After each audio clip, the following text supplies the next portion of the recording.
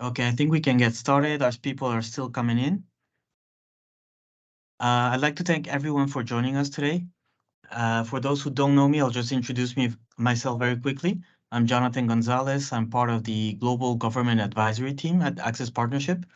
I'm based in Singapore and I work with government and multilateral organizations on a lot of emerging tech issues, including AI. So I'm very excited to be moderating this discussion today. I know that artificial intelligence is on everyone's mind at the moment.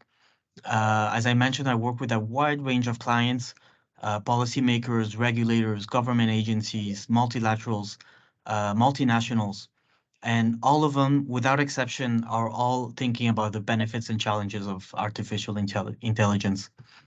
Specifically, I've been told by many clients that so much is being said about AI. There are so many debates happening at the moment that things are getting confusing. Um, and I agree, it's not easy to keep track of all the conversations that are happening. It's especially difficult, I think, to determine how best to leverage AI. What are the risks? What are the benefits? Um, and beyond, also looking at beyond what we think AI should be or can be, how do we go about operationalizing it? So hopefully this webinar will not add to the confusion and will give everyone some actionable insights. I'll just pause for some very quick 30 seconds just to let more people come in, and then I'll get started with the introduction.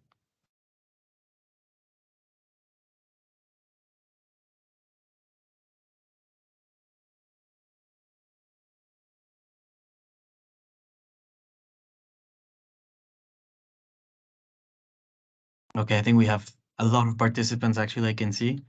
So I'll just get started with my introduction.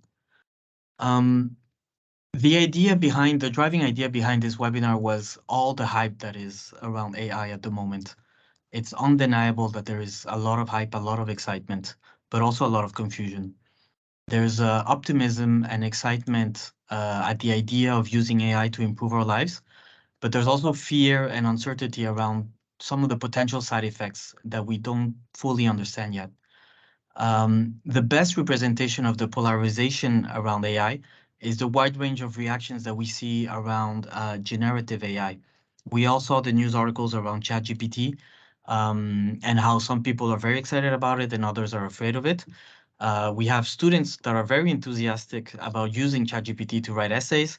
We have all sorts of content creators who are using Midjourney or DALL-E to create digital art, and that's also very exciting. And we have many corporations such as Google, Microsoft, and Meta that have announced their intention to embed generative AI into their products and services. At the same time, other people are being much more cautious.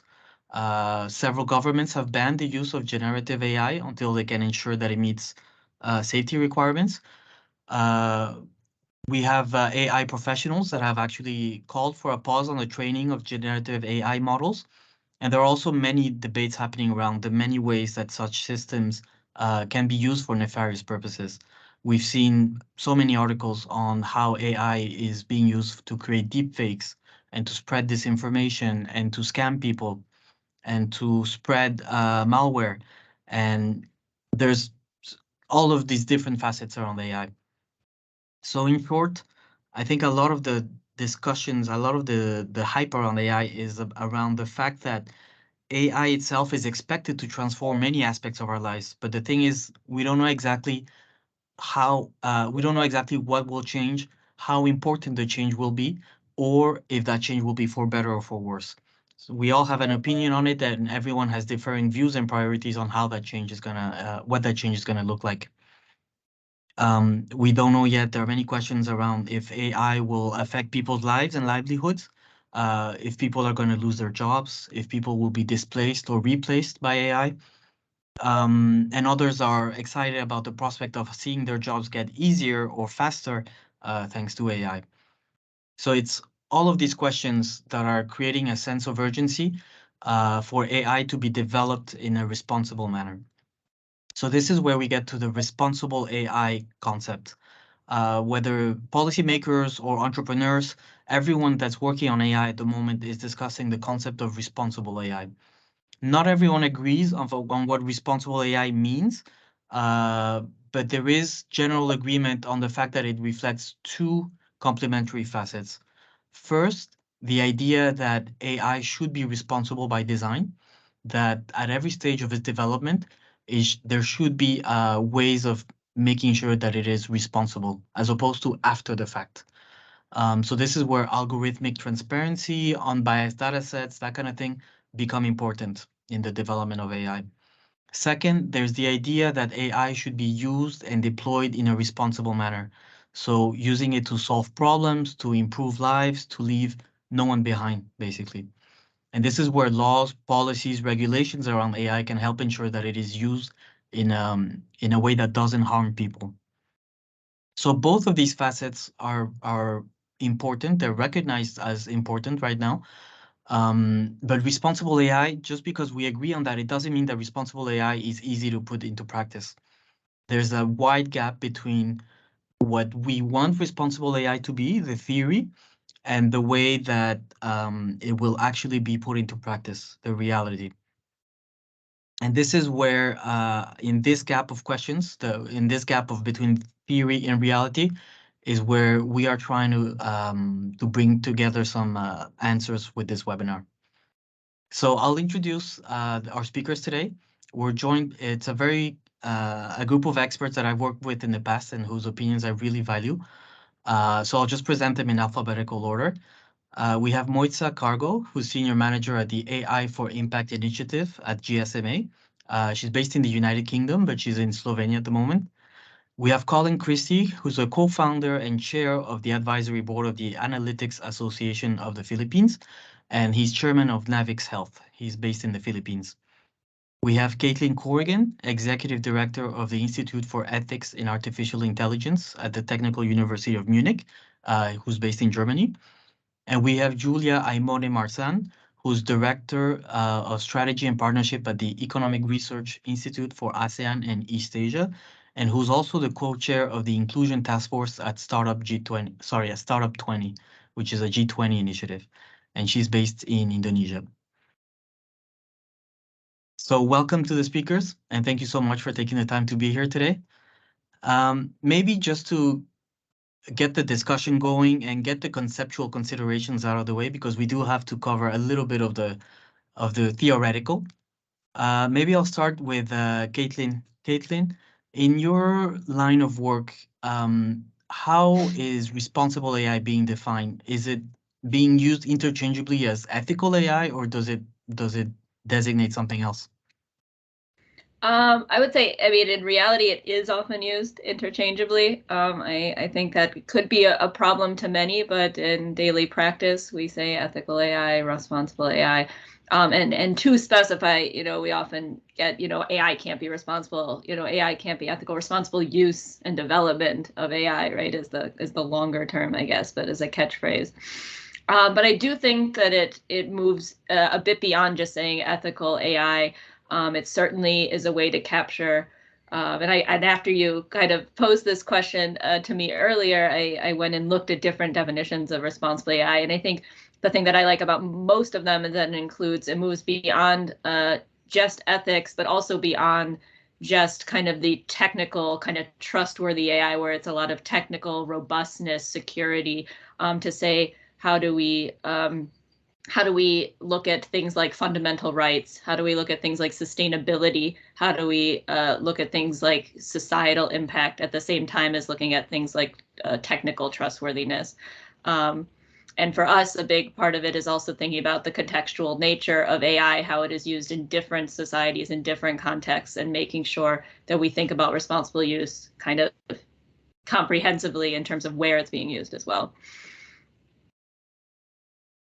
Colin, do you agree? Are there any characteristics that would you highlight make AI responsible?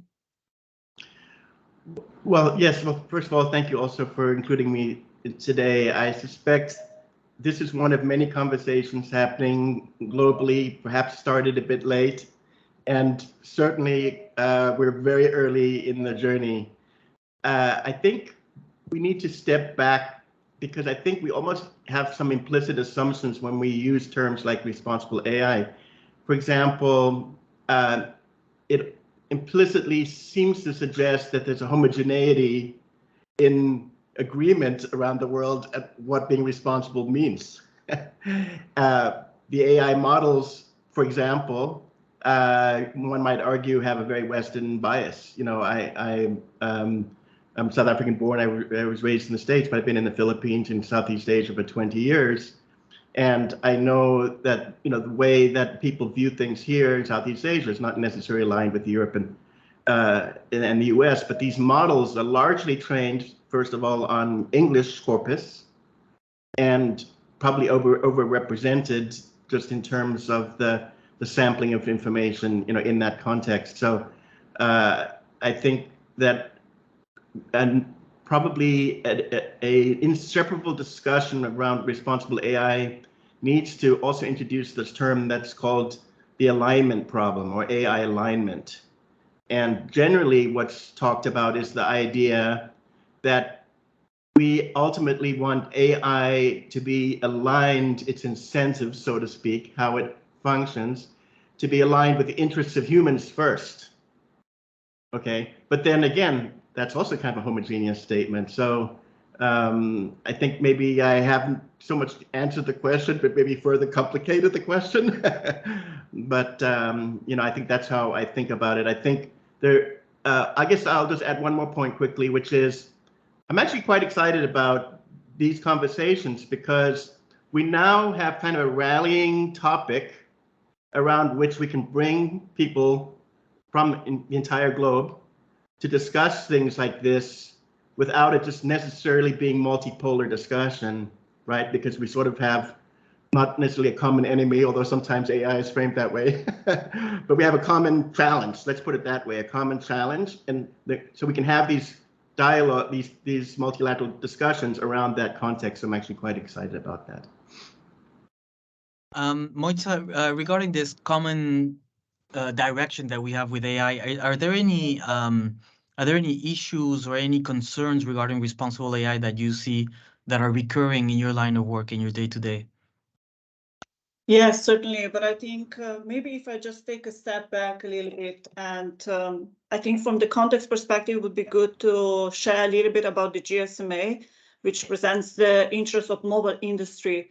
And we actually started working with mobile industry on an aspects of ethics, particularly around data privacy already a while back, because for mobile operators, data privacy comes at a fundamental, super important level. And it kind of naturally evolved into the responsible AI by design, the word that we haven't used yet today, activities. So we're supporting operators quite strongly on that front. Depending where on this journey are, different kind of problems, challenges come across. But I think the other thing that kind of brings me back, Jonathan, to how you started this conversation are the principles. So we actually haven't covered the principles yet. And as part of the mobile industry and the mobile ethics playbook, we kind of reviewed, I don't know, enormous landscape of different research documents across international organizations, academia, etc. And we came out with 7 principles. And I think it's quite good to potentially also mention these. And while these principles should not be in its entirely implemented, the organization should formulate their own that are aligned with their norms and values. But these are fairness, data privacy and security, human agency and oversight, transparency and explainability, accountability, robustness and safety, and environmental impact. And as I think everybody agrees, similarly as how we are interchangeably using the terms responsible and ethical, very similarly, we are kind of exchanging these words on which words are coming together in different principles. But I think on the overall, if we cover them all, we actually come to a point that, Jonathan, we cover both of the areas that you mentioned in your introduction. And I think within that, it's super important that we are designing, developing, and deploying everything in a responsible way that is human-centric and rights-oriented. But I do agree also with Colin, where we are saying that we are biased toward Western. And this is also why I wanted to take a step back, because we are a global organization, we present all of the regions. We present the South, the North and the South, and hence we are also seeing the bias very strongly. And we are trying to see in what way to address it, but this is one of the big challenges, by the way. Thank you. And this is a question I'll ask everyone also sequentially. So Moitza, what is GSMA doing in practical terms or in reality to put all of this into practice? Yeah, so actually this is now one of our huge efforts, like biggest focus points. It goes everything depending on where the mobile operators are. Like it's supporting the mobile operators in only coming up with the principles. But then it goes into two other areas. One is on the governance side. So as you can imagine, like if you want to put now principles into practice, you need to have a governance model. Now, what exactly this governance model looks like so that it doesn't add to the activities that operators already are looking into it and product managers, and kind of like naturally engraves it into the product development. It's a huge effort, and this is where we are supporting significantly mobile operators and also in leveraging different kind of frameworks that they already have in place. Like, for example, European, we are leveraging GDPR practices.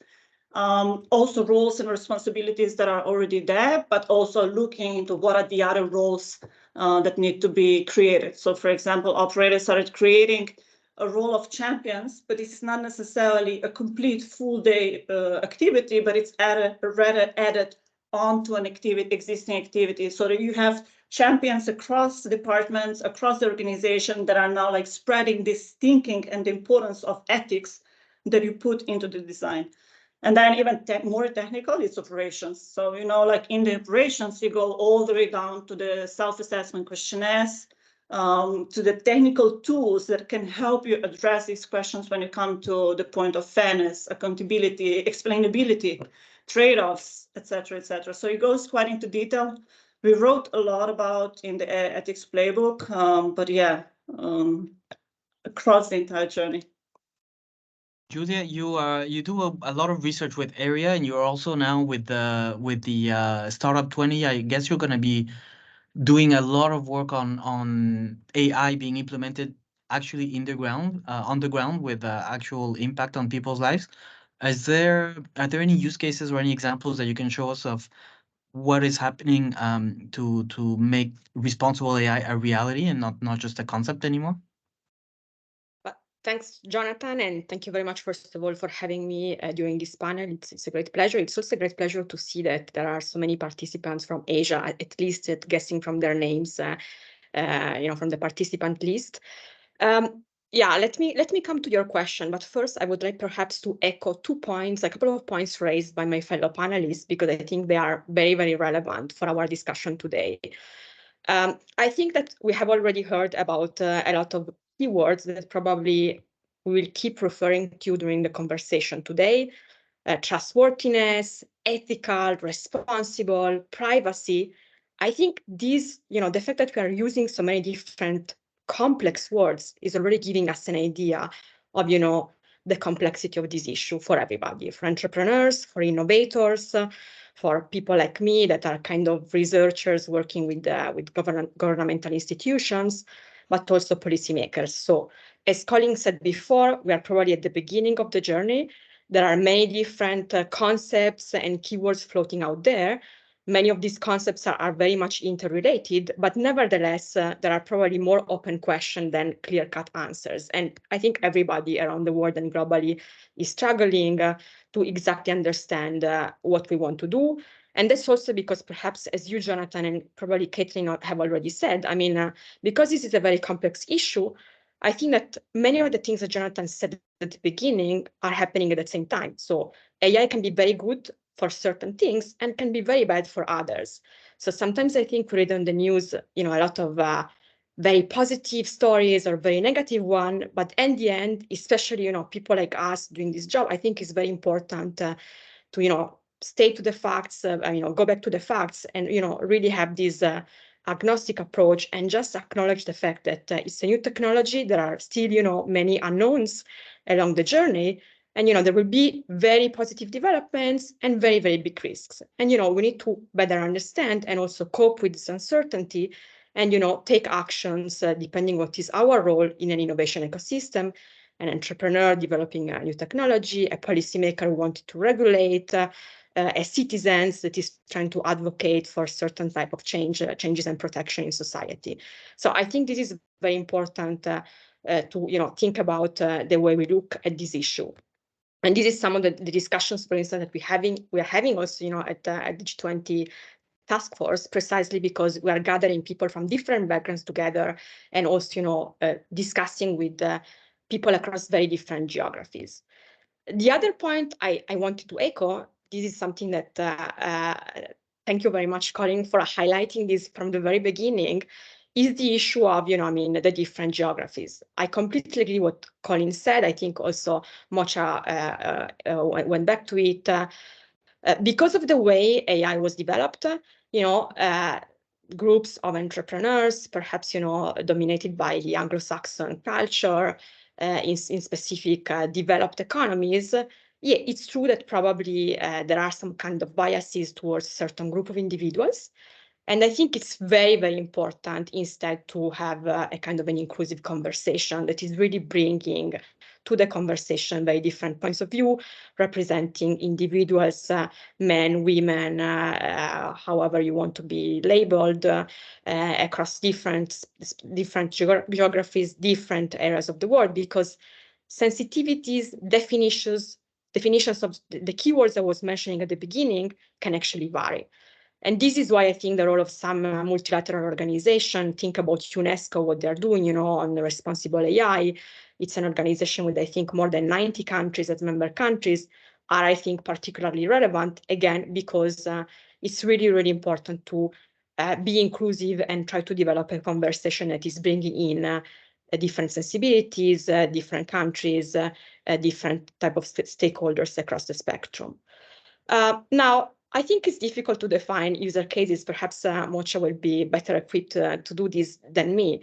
But I think the types of the conversation we're having are very much about, developing technologies that are inclusive rather than exclusive. I think that, probably most of the people in this room, us on the panel, but also participants, we have already written a lot of research and articles that are talking about how, biased data sets could create a lot of problems, that sometimes, a certain technology could work much better for men rather than for women, or, could work much better for people having a certain skin tone rather than another one. So these are actually certain conversations that we are having because, it's very, very important. I think that, again, unfortunately, there are not yet a lot of, let's say, clear-cut solution, like, this is the model that everybody needs to apply. Perhaps, there will never be a one-size-fits-all model, but it's very important that as many people as possible in the innovation community and probably even beyond are completely aware of these issues so that, we can really advocate to possible solutions for these. And let me also go back to what I was saying before. I really think that it's really, really important to have a conversation that is involving stakeholders coming from different backgrounds. This is something that we cannot fix or, develop in a meaningful way if it's just, government people talking to government people, or, the business sector just speaking with the business sector, the research community just, having conversation amongst themselves. It's really important that different stakeholders coming from different backgrounds, they can, try to come together and, bring different points of view to the discussion, because sometimes, different communities may not be aware of the constraints. What are your constraints if you're a policymaker, or, how do you work if you're a startup or, a developer in a larger corporation? And I think I will stop here for the moment. Thanks. So it seems to me that it's not easy to agree on what responsible AI is, but we can agree on what it should not be. And we don't know yet how it will be implemented, but we have an idea of what we don't want it to do. Would you say, is that the key challenge to responsible AI, to make it a reality, is the fact that we're sort of defining it by the negative, even though we know a little bit of what the issues are and how to overcome it? Caitlin, do you have any thoughts on this? I don't know that I totally agree with that. I think there's a really big space in this like AI for good kind of space, especially when, I mean, for instance, stepping back on some of the things others are saying and how we approach this problem at the Institute for Ethics and AI. I mean, we're at the Technical University of Munich. We're a research institute, so one of our arms is very much carrying out research projects. And I can talk a little bit more about how they are carrying out, you know, real practical applied research projects. But the other side of what we do is kind of being this platform for a lot of actors to talk together on these topics. Exactly what was just being said about bringing, you know, we bring companies together with us to actually work on research projects together to make sure they're applied in practical conferences with multi-stakeholder groups. But another thing, what we have is these kind of bringing international perspectives together. And we do that. We have two groups that we work with that we've helped co-found, and one is the Responsible AI Network Africa, where we're bringing together emerging researchers throughout Africa who are working on these projects. And I can say, and they're a huge priority from what when we've gone to conferences there and talked to our people there in workshops, is kind of this thinking about not just the misuse of AI, but where it has enormous potential in sectors that are really relevant across the African continent, like agriculture, healthcare, education. And so I would say it's definitely not only framed negatively in that sense. I mean, I think there's precaution and certainly questions about data bias and things like that that are of high concern, but there's a really kind of optimistic outlook on the potential for it in those cases. So I don't think it's only framed in the negative universally. On the other hand, we're working with the Global AI Ethics Consortium, where we're bringing together, it's a similar setup, but bringing together researchers from all around the world to make sure essentially we're not operating in silos, and then we're speaking to these issues about inclusion, the role of context, how ethics and the term responsibility may differ across the world, or at least the kind of priorities in terms of that. So, I mean, I do think a lot of the maybe regulatory talk right now is framed in the negative, but I don't think that's universal across all people talking about this topic. I can leave it for a second for Yes, I see Moitza wants to react to what you said. Yeah, no, yeah, Caitlin, you covered so many different things and I love them. So on our side, we don't call them AI for good, we call them AI for impact, but we have entire framework of use cases that are feasible to use AI for, and where also mobile operators are supporting, and certainly healthcare, epidemics, natural disasters, climate, everything to infrastructure setting, et cetera, like there is so much good that is happening.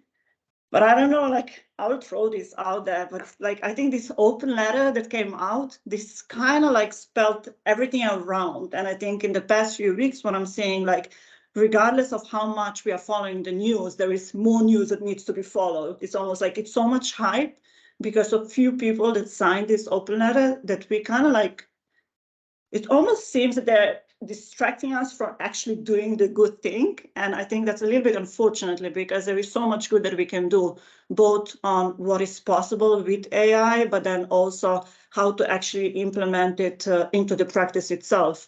And I think here is where the entire focus needs to come in. And here on our side, we are trying to continue focusing on the good side, both from the development of use cases and responsible AI practices. Caitlin? Yeah, sorry. Yeah, just to follow on that with a couple of key, you know, I think I don't want to say that it's not important to think about doing all this responsibly and sustainably. And we have many key examples of that. We have a project where we're looking at human-centered smart cities. We've been talking about, you know, using Earth observation for city planning, particularly in informal settlements and things like that. And, you know, we had guests the other week who were talking about, you know, the need to make sure you're working with governments who are going to use these tools responsibly, right? And kind of when it gets down to the practical, you can do this AI for impact or however we want to call it, but it has to take these steps to make sure it's used responsibly. But it's not impossible. It's happening in many places in really good ways. But I mean, the time needs to be taken to go through those steps. So I'm sure there are many participants who would like to hear more about the examples you mentioned. You mentioned some applied research. Moitza, also you mentioned some use cases. I'll just very quickly encourage people who have a question to share them on the chat. We have someone monitoring the questions, so if you have any questions, please share. Caitlin, do you have any examples of the applied research or the use cases that you mentioned? Yeah, I mean, I think in terms of going back to our research profile, it very much is thinking about the applied practical cases. All of our profiles, all research profiles always have this interdisciplinary aspect to, so trying to bring technical kind of fields together with social science fields to approach these problems. And I mean, our cases are really, we have a really wide range of topics we're focusing on. So we have one project where we're looking at a diabetes care app, and we're thinking about the actual ethical framework to implement in that specific app. We have another case where we've looked at autonomous vehicles and employing ethical decision making into the algorithms themselves. And we have another case where we're looking specifically at accountability frameworks for companies, because I think moving beyond transparency, the more important question a lot of times is accountability and how to implement and make that transparency useful. And we're looking for that specifically in the finance sector. So it's really about taking these broad concepts and starting to zero in on use cases about them. I also mentioned the one about smart cities, and we have another project specifically looking at Earth observation. So yeah, zeroing in on these tools is really where it's headed. Another thing we're looking at now more is fundamental rights. The EU has just highlighted fundamental rights and sustainability as two things they highlighted in the recent amendments that came out. So those are two areas that we're trying to focus in on as well. Colin, I saw you raise your hand a little bit. Is that with Navix Health? Is that something that you see, or do you have any applications, any examples that you can showcase, and some of the challenges that you face? Well, healthcare, of course, is an interesting one because on the one hand, there are very exciting opportunities, around drug discovery, drug research, tackling diseases and whatnot. But on the other hand, there's also a reliability problem, and we can definitely imagine a risk matrix of, the impact of hallucination of AI, depending on what it's hallucinating. If it's hallucinating a diagnosis, that's a bit of a problem. But if you would permit me, I'd actually want to just add a point. One of my mentors years ago said, be cautious about linear thinking in a nonlinear world. And I think the way I think about that is the nonlinear element is the exponential change that's happening. And I actually feel quite optimistic about a mid to long-term view around responsible AI, around all of the governance mechanisms that can be put in place over the next few years. I think, we already have examples of global cooperation on many other issues, from economic to climate change, et cetera. So I think it's not as if we're starting from a zero base in terms of knowing how to cooperate. So I think those things can happen.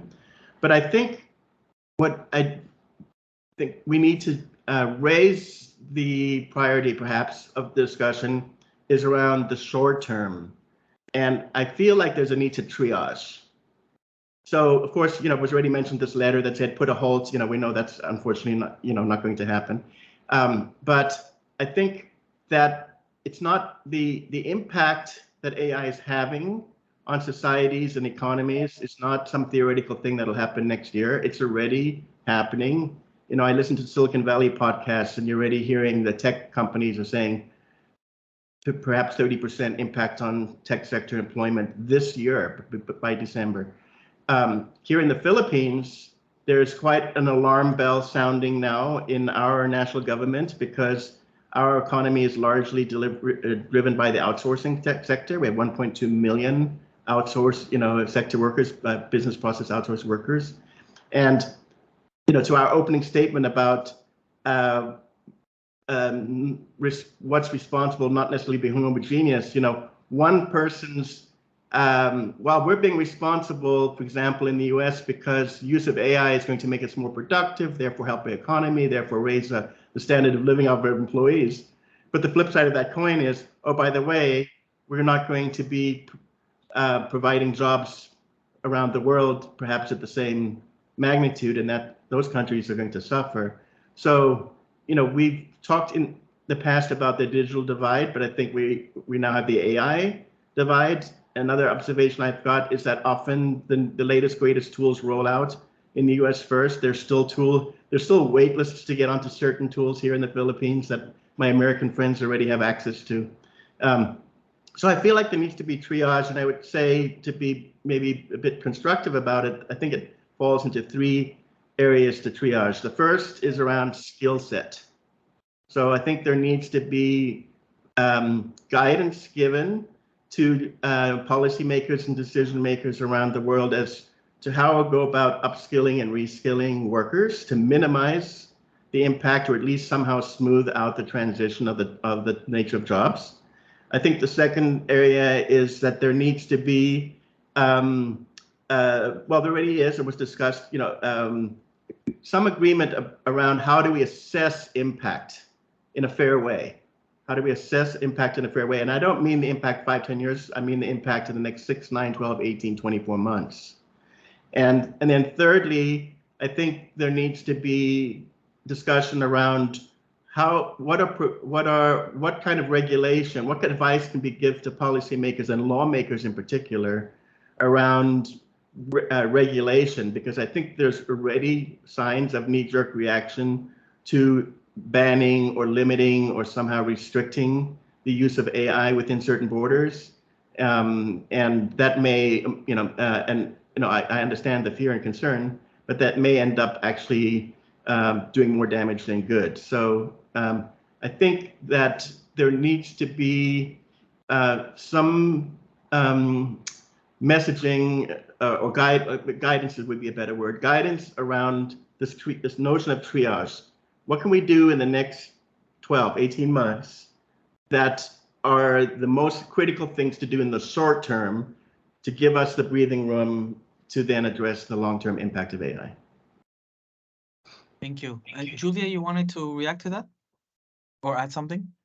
Yeah, very briefly, I would just to add a couple of points, that were brought to my mind by the intervention of our fellow panelists. So to continue maybe a little bit about what was just said about skills, I think this is really a central issue. So it's something that every government around the world needs to start to carefully think about.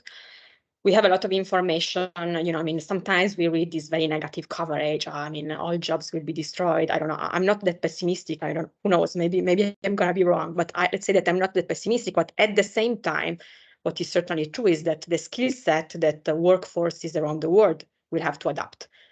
Basically, skills that some people refer to those as soft skills or other types of skills, but think about creativity, ability to work together with others, the ability to communicate effectively, the ability to learn how to learn and solve complex problems will become probably even more crucial than they are today. Which basically means that education system, and I'm not just talking about PhDs or university, but even from primary schools onwards, will probably need to adapt to make sure that citizens are equipped with these kind of skills. And this is something that the sooner education institutions start to think about it, the better, because adapting education institutions at the country level takes time. So this is something that I think it's extremely important, and extremely important for those places in Asia, like where the region where Jonathan, myself, and Colin are located, where population are young. It's really important to, on one hand, make sure that those students that are entering education will have the chance to acquire this kind of skills. And instead, for those countries suffering a little bit more from aging population, then clearly one of the challenges would be how to make sure that people already in the workforce have this chance to continue to learn, adapt, their skill sets in a way that, they could really be included in a meaningful way in the labor market. It's a very complex issue that is going to cost also a lot of money to both government and private institutions, but nevertheless, I think this is one of the key problematics that should be at the center of this AI conversation that we and many others around the world are having. The other issue I wanted to mention, at least 3 of us and many of the participants are living in a very dynamic area when it comes to trade agreements and multilateral economic cooperation. think about RCEP, but the TCP/TP, IPEF more recently led, initiated by the US. So APEC, the secretariat based in Singapore, they're already quite active in defining, for instance, data transfer and privacy regulation for their members. So these are all also, let's call them economic multilateral fora that are beginning to think about regulation around AI, and hopefully they will continue to do so, because again, countries will need to, let's say, answer some questions, especially probably raised from the business sector, because when you're part of a trade agreement, you want to know, okay, how can I export these goods or services? How can I transfer the data? How can I make sure that the operation that I have here are compliant to the regulation that is happening over there. So again, a lot of discussion is happening, especially around data localization and data transfers. But this, of course, needs to be coupled with the conversation we're having about the development of AI technologies. So this is something that policymaker or trade negotiator will really need to think about together with the business sector to really avoid too much fragmentation that makes the life of companies extremely complicated. And finally, perhaps let me also bring in the issue of trade-offs in the conversation. This is something that also Caitlin mentioned very, very much in detail in our briefing call. And it goes back to the example that Colin was making before. Think about healthcare, the health tech sector, huge potentials. Many startups, including in Southeast Asia, that developed very interesting solution during the pandemic because there was this big emergency. Think about, telemedicine solutions and much more. But, I think it would be naive to, let's say, avoid discussing our trade-offs, because there are. So if you have a lot of data sets you can use to develop your innovations, you can be faster. But sometimes, for many different reasons, you just want to develop safeguards to protect the privacies of individuals and citizens. And on this, I think that there's no yes and no answer. Those that are in favor of, quicker and faster innovation may say, okay, that's fantastic, let's move forward. And, people that instead value privacy more than anything else, they can have a much more cautious approach. So it's just one example that shows, in a sense, the complexity of the issue and the fact that not everybody may have exactly the same ideas on, what to value the most and, how to go forward. Thank you. Thank you so much. You mentioned Singapore just now. A question for everyone, maybe. Is there a country or region that you see is maybe leading the way in terms of connecting theory to practice in terms of responsible AI? Is there, or maybe it's not a country, but it's an industry or a sector? Caitlin, would you have a thought on this? Sorry to put you on the spot. That's connecting theory to practice.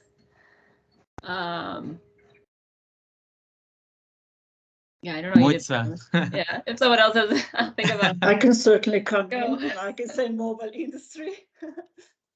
Look, I think there are certain mobile operators that are quite advanced in this. The fact is that not all of them are on the same level, but I think from that perspective, like, there are those that have an incredible buy-in from the executive level, which is, I think it's one of the crucial points, that already have governance model in place, that they are even updating the governance model in order to align it to the AI Act conversations which are happening in Europe. They are super prepared for what is happening in Europe right now, even though everything is changing and every 5 seconds different almost. But at the same time, they are so advanced that they are developing their own technical tools that are helping them address certain principles. So this is certainly one aspect, that they have training and awareness in place. And I'm almost like they have champions. They do not have champions only in the group, but also in the OPCOs, which means in all of the markets where they're represented. So you have super advanced ones that are looking literally at all of the recommendations that we are giving to the mobile industry. But maybe to take a step back, because you also mentioned regions, I think from the regional perspective, one of the things that we as a GSMA are also doing because of the global footprint is that we are Very strongly following international monitoring on policy and regulations. As you know, AI Act is almost in the final stages. I think we will have it in place in the next few months. So certainly a lot of things happening. There are pros and cons, I think, to everything that is happening globally. So even AI Act has certain things that we believe are very beneficial. I personally really like the Singaporean model framework, which we are really hoping to be also replicated to a certain degree for the entire ASEAN region. I think it's incredible because it's based on the recommendations. It goes through 4 major areas and it gives you very detailed examples and use cases that are already in practice. And I think from that perspective, we see that from the mobile industry, it's valuable to look into it. But at the same time, US NIST risk framework, of course, is also valuable. I do work the most with Singaporean though. Thank you. And Caitlin, you had some time to reflect.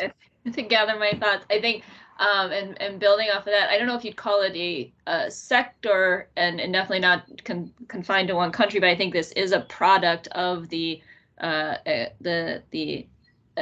extent or the how far the EU has come in terms of creating more practical governance mechanisms. That there is now a huge flow of kind of efforts in certification and risk assessment. Again, I wouldn't necessarily call that a sector, but it's a lot of companies, whether it be consulting companies, standardization organizations, things like that, that are trying to come up with real measurable ways to either certify AI or assess risk in AI. And I think this is something that is very taking something, again, that is been somewhat abstract and really trying to change it into measurable indicators to kind of deal with some of the progress we've seen, especially at the EU level on these topics. Thank you. Thank you. I see we have some questions. I think maybe we'll use these last 10 minutes for questions. Colin, you answered a question in the chat. Thank you for that. There's a question here for Caitlin. What's your take on AI audits and their impact on implementing responsible AI? I think it's largely, much related to what I was just saying in terms of the certification risk assessment. Audits, I think, go right along with that. I think there's an extreme interest in it. From what I know, there's not a huge kind of consensus on the way to do it, and I think for me, I also want to be a little weary of these type of efforts because you don't want to, and take time with them, because you don't want to come up with something that you now, can put a check mark. This is a responsible tool. This is, a safe tool, whatever, without having real kind of peer review and thoughts about these measuring qualities, because it can give legitimacy to something very easily that, and if it's not done correctly, it could be falsely giving legitimacy to something. So I think there's a long way to go, but there's a lot of interest at it with kind of everyone we talk to. This is where it is: risk assessment, audit, certification. How do we make sure what we're doing? How do we know what we're doing is correct? Thank you, Monica. And I don't if I can just say from the practice, what mobile operators are doing, because currently it's just internal auditing. There are no external audits that are required at this point, although that might change with the AI Act coming into place. But it actually has different stages. So for example, if product managers need to, are the ones responsible for putting everything in practice, all of the principles and ticking off all of the questions in the assessment, then there are champions that are actually going through and reviewing. And product managers don't necessarily just tick off multiple choice questions or no, yes, but they actually, if not applicable choice is given, they actually need to give you a reasoning of why it's not applicable, or they need to give a description of the use case and why they think that they have chosen a particular risk level. So I think it's already here. There are a couple of layers. And then I discussed a little bit before on the governance model. So essentially, there are also multiple governance models. The easiest use cases are looked at the bottom level and go through these 2 layers. But then if it is actually pushed to the second layer, then it's also overseen by the ethics committee. And ethics committee is usually has, I think, different number of experts across the field and also external ones. And it's only reviewed from the ethical perspective. And then if there are like further questions and issues, it goes to the final level and it's decided there. Then, however, for certain use cases, it can go into the internal auditing. And the internal audit works completely independently from the business units, and they will oversee if everything is done as what it needs to do. So I think from that perspective, there are multiple different layers that already internally you can ensure that ethics are really taken seriously and everything is conducted as it needs to be, rather than just ticked off as we go along. Thank you, Moisa. There's a question here for Julia. I appreciate you mentioned the responsibility of the education sector. How do you combat the issues of irresponsible use of AI tools such as ChatGPT in assessments by students? That's the big question, I think. Well, thank you for this question. I think that probably the person that asked my question already knows that indeed there are a number of schools or universities that are changing their assessment tools because of ChatGPT. So they're actually maybe realizing that, asking a student to do an essay on something just like that may not be the best way to assess, whether the student has understood, has developed a creative thinking about a certain topic. So they're actually already adapting the way exams are developed because of ChatGPT. So they are moving towards something that is, a little bit more about creative thinking rather than just, okay, draft an essay of, 3 pages on this.